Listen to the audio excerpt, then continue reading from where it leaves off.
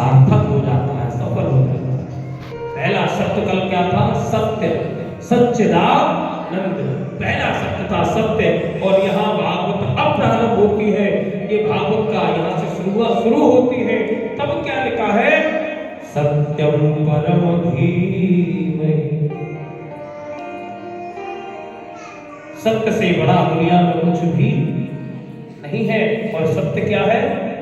ईश्वर सत्य है।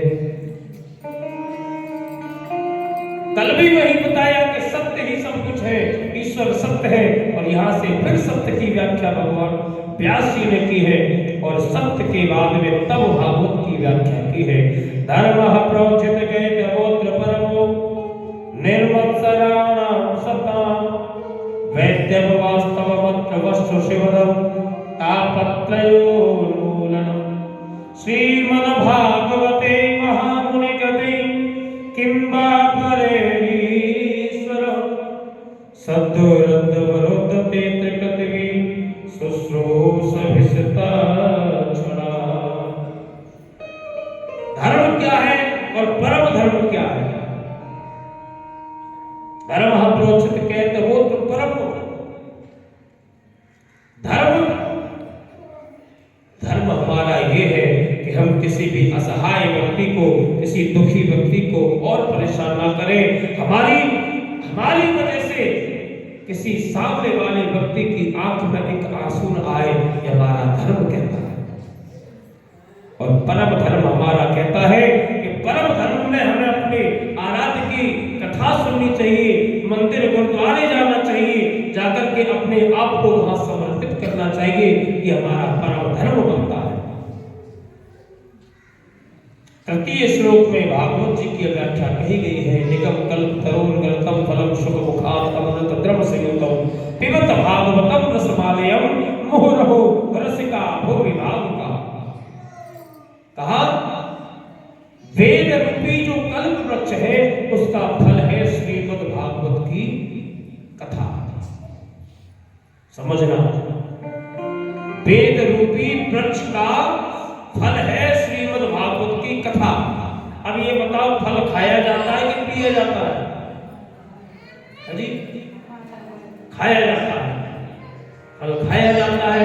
लेकिन यहाँ व्यास जी ने लिखा है पिबत भागवतम रसमालयम। भागवत को रस बना के पियो।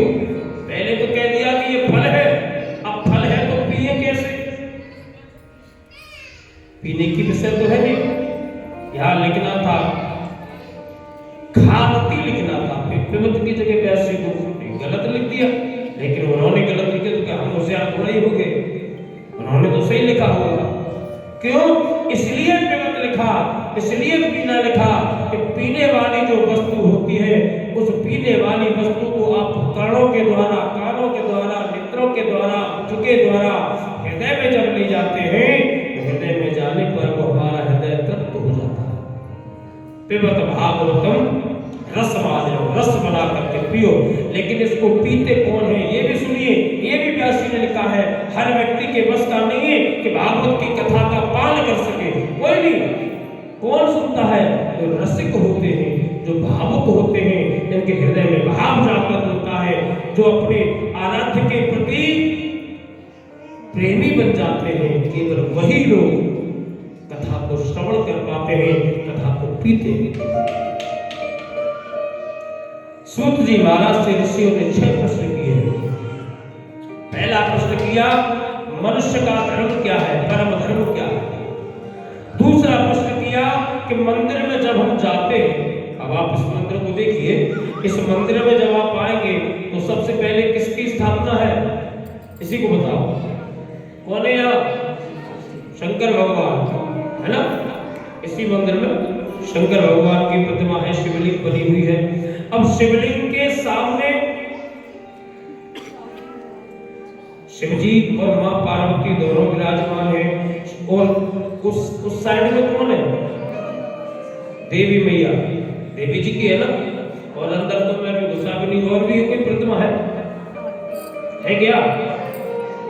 तो कई 3-4 देवताओं की प्रतिमा हमारे मंदिर में बनी हुई है। समझना इसको। तीन चार देवताओं की, 4 हो, 5 हो, 6 हो, 10 हो, जो भी हमारी इच्छा हुई, है ना।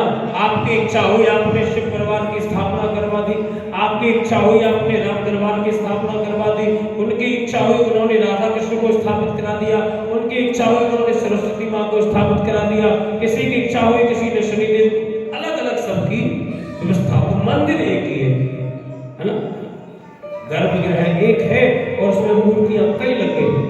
अब ये बताओ, आप जब लोटा लेकर के आओगे, जल लेकर के आओगे, तो आप किस पर चढ़ाओगे? किस पर चढ़ाओगे? शिवलिंग पर। अब शिवलिंग पर तो हमने पूरा लोटा उड़ेल दिया, अब वो तो बैठी रहेगी, जो सीना वाली मैया तो बैठी रहेगी, उनका क्या करोगे? हाथ जोड़ लिए, फिर शनिदेव भी बैठे,